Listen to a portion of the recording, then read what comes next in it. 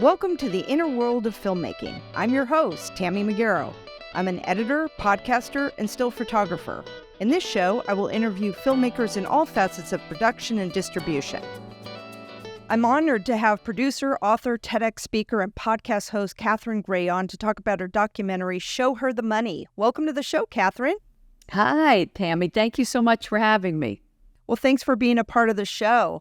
I'm so excited to dive into your film. And also, why don't we start with, tell us a little about yourself and how you got into producing. Sure. A couple of decades ago, I got into producing.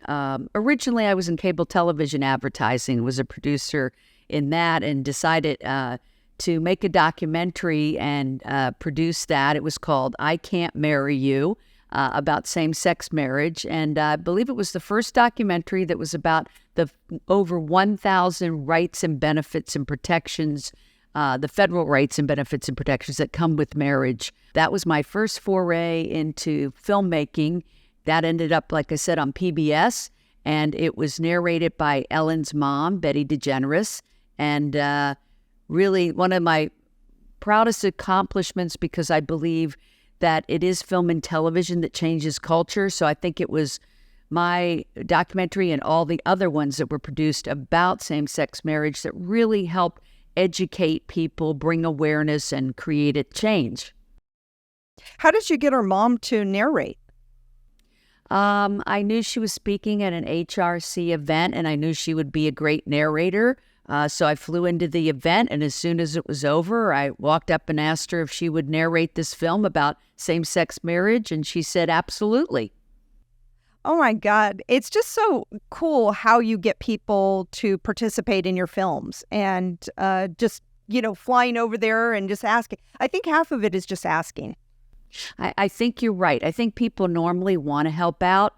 So we're just, people have a fear, but you always have to think that you walk through the fear by saying, this purpose of mine is so much greater than myself and so much more important to the world that I have to be fearless and just ask. Yeah. And it's so wonderful that, when you do ask, a lot of times you do get a yes, which is kind of cool, and then it makes you want to ask more. So you also produced the first ever TV series in the country that featured a drag queen that aired in Miami called Way Off Broadway. How did that venture come about? Not many people know about that, so I'm glad you asked about it.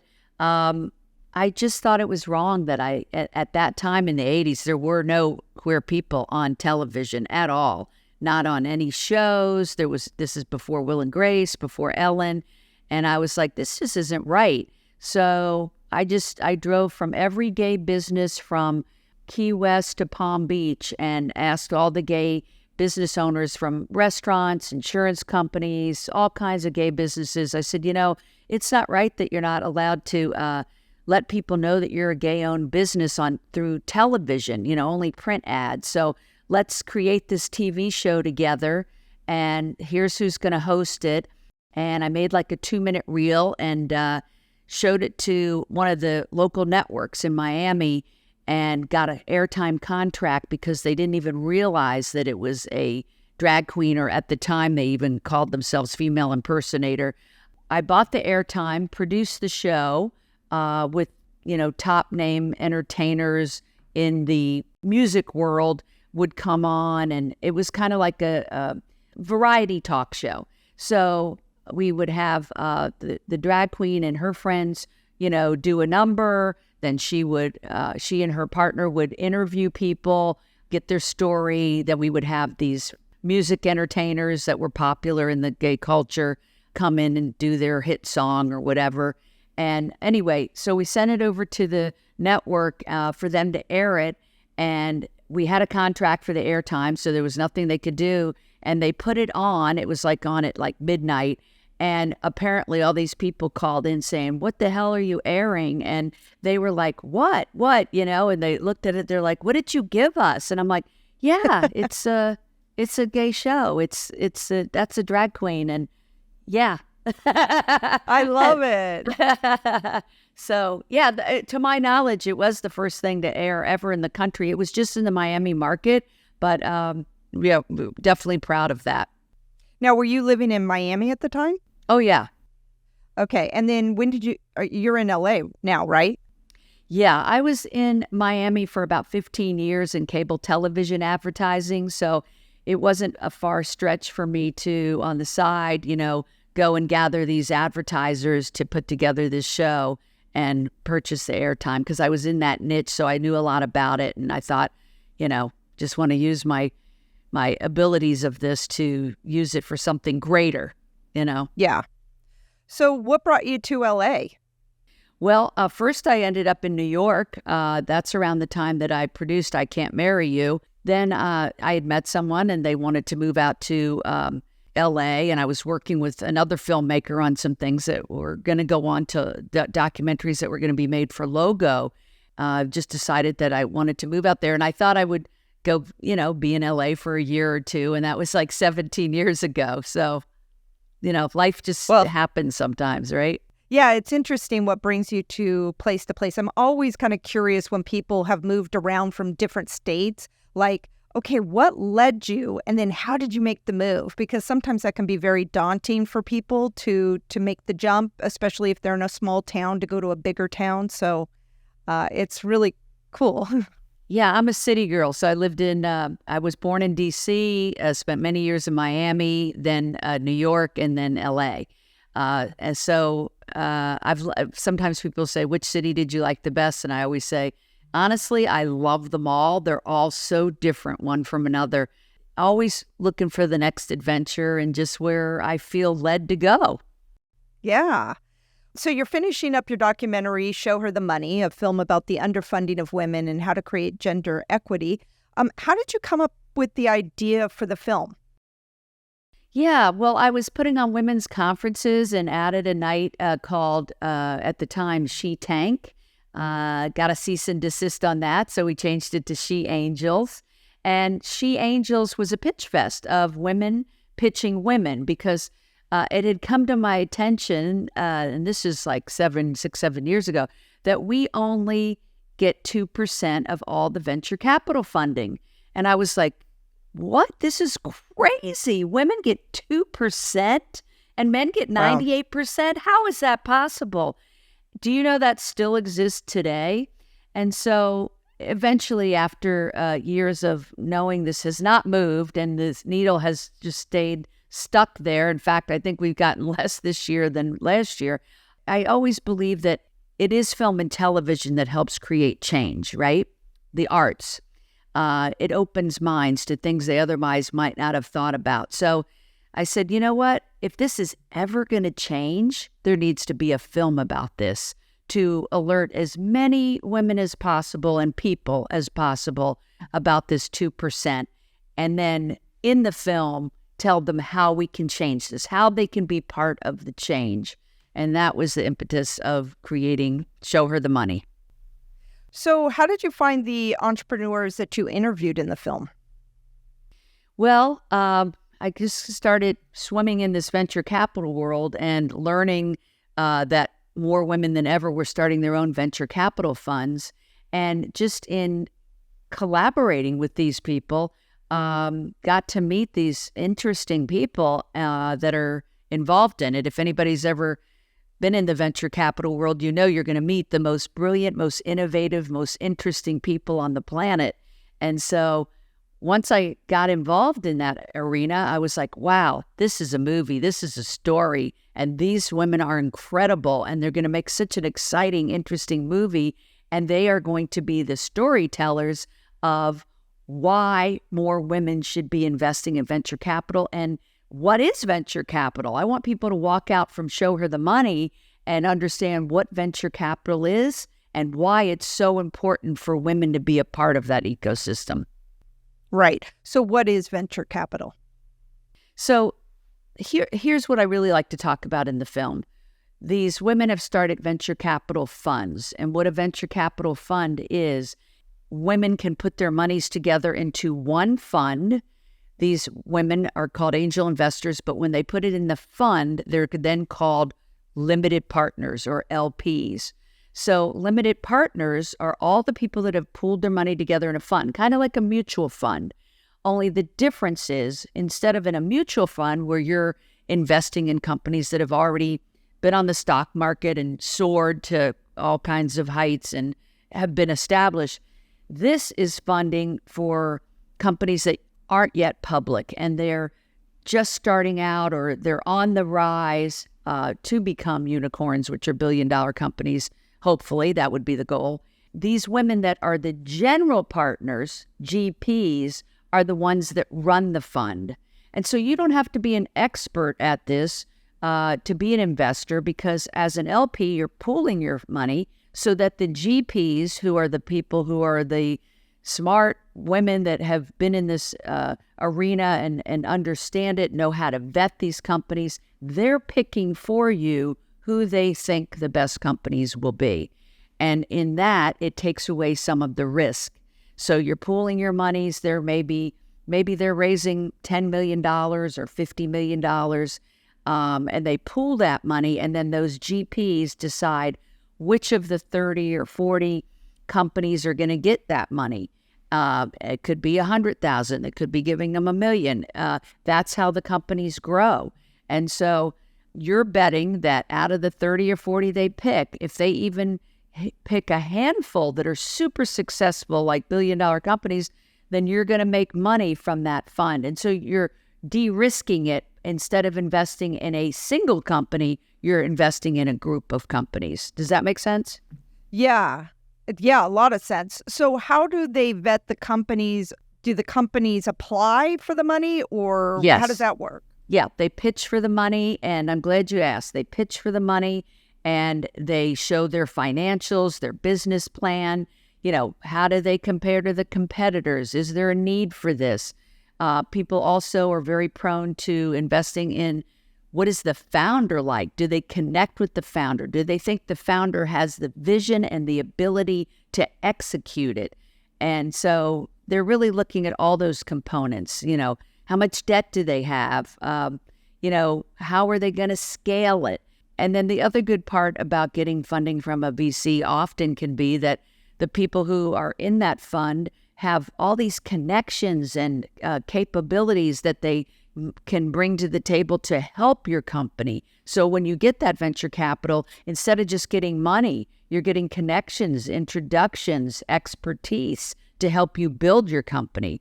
That's why people would accept money from a venture capital fund or from an angel investor as well. But angel investing can be a bit more risky if you're investing in just a single company that may or may not make it. So it's like hedging your bets, kind of like a mutual fund. As we're just talking about this, can you tell me the difference or what is an angel investor? So for people that may not know, and then how does that work? So an angel investor is anyone that wants to invest in a company for equity, or for they might want to just do it for debt. You know, give them a loan, get paid an interest, and then get paid the debt back. A lot of the time, it's equity in the company. So let's say you have a company and you want to sell 5% of the equity. You find an angel investor or investors to invest, and you have to come up with a valuation of what the company's worth so they know what their 5% is worth. And then they're betting that that valuation is going to go up and that they're going to make money on your company. Sometimes as much as 10 times their investment or 50 times their investment. Way different than investing in the stock market, where you would never usually make those kind of returns. So it's high risk, high reward. That's the difference between angel investing and just going into a specific company, as opposed to going into a fund where you're minimizing the risk, but also you probably won't have those returns of 50x, but you could have 2, 3, 5, 10 times your return when those general partners pick the right winning horses, so to speak. Right. Yeah. So is that kind of like the sharks on Shark Tank are angel investors? Is that? Yes, they are. Yeah. Mm-hmm. Okay. So where are you at in the completion of the film? Oh, the film is done. It'll be coming out this fall. Yay! Yay. Show Her the Money will be at film festivals, women's empowerment events, universities. We are taking a grassroots approach as we launch it because we want that interaction. We want people to see the film and then be able to interact with each other and with the people in the film, so that there's that grassroots feel of this movement of how are we going to engage people to invest in venture capital and to get funding from venture capital by supporting these new female-founded funds to help women create their own club of helping each other. You know, they say there's the old boys club, but I tell everybody, no one wants to belong to the old girls club, so we are the bold girls club. And so we have to create that connection. And the best way to do it is a grassroots campaign where people can come out and commingle with each other. Different experience than just watching it alone on TV. You know, having that interaction is going to be so important to the movement. So we're doing a 50-city tour starting later this year. I think that's great because that way, I mean, how many times do you have an opportunity to talk to the filmmakers and the people involved to ask questions after you've seen the film? Usually you're walking away with questions that will never be answered, you know, so that's awesome. And we want to give tangible actions they can take. You know, nothing worse than you go to a movie and you see that there's a problem and then you walk out and say, gee, I wish I could be part of the solution, but how do I do that? And they give you no guidance. So we're really good about that, providing the resources of how they get involved. So were you in charge of finding the 50 places to be in? I mean, how did you do that? Right. Well, we're still in the process of that. Okay. So I'm glad you asked. People have women's empowerment groups out there that would be interested in seeing Show Her the Money. We are starting to book that now for end of the year and through 2024. And so, yes, we've already booked quite a few, but we're going to, continue to book those into the new year. Also, film festivals, and we'll be letting people know at our website where those screenings will be. We'll be releasing that in the fall as well. So that is showherthemoneymovie.com. And of course, right, I love it. Social media as well. So how did you get Sharon Gless and Dawn LaFrida on board? Good question. Someone had recommended Dawn to me, and I just knew that she was just this incredible woman who is the largest franchise owner in the country. I was like, I know that she is a person that really believes in investing in women and has an incredible story that you'll see in the film, but she literally came from nothing. I'm just so impressed with her, and I knew she would be a great asset to the film. So reached out to her. I figured, we were aligned on our thinking, and she was like, yep, I would love to be a part of this. And she happens to be best friends with Sharon Gless, which I did not know at the time. And so she said to me, can Sharon come to the shoot? And I'm like, is that even a question? Of course she can. I mean, who doesn't, love Cagney and love Sharon and also her Debbie and Queer as Folk and everything else she's done. She's just a wonderful human being and a real feminist, so important to the feminist movement. Her and Tyne were the very first women ever in history to be leads, female leads in a drama. So they've been, leading the way in the feminist movement. So this was a perfect way for her to be involved and continue. So she came to the shoot, just loved what we were doing. And I said, well, would you like to be a part of it? And she said, absolutely. So it just kind of organically happened because it was meant to be. Yeah, I love that. I love how things come together and the process how you got it. So I think that's wonderful. I'm sure a lot of people are always curious, like, how did you get the money for the film? How did you fund your film? Yeah, so I know there's so many women out there trying to raise money for their films, and it's never an easy answer, but I can only say, especially if it's a documentary, I would say you just have to find the people that the topic of your documentary matters to them. And that really is the key. I always say if you talk to people and they don't get it or they're not interested in investing in it, then just keep moving because you will find your people. They are out there. There are angel investors out there who do believe in whatever it is you're doing. For me, it was how do we get more funding for women, especially in the venture capital world?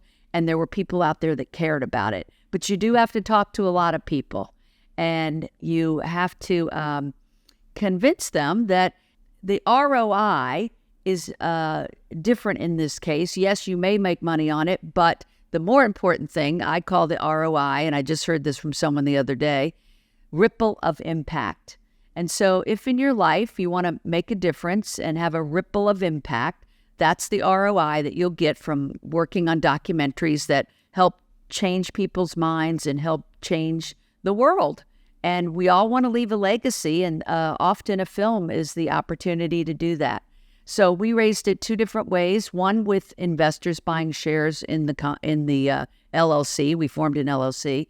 And then the other was doing a nonprofit fundraiser for people who preferred to do a tax-deductible donation. And we raised money through our fiscal sponsor, one I love that we always have utilized in the past, and that is From the Heart Productions.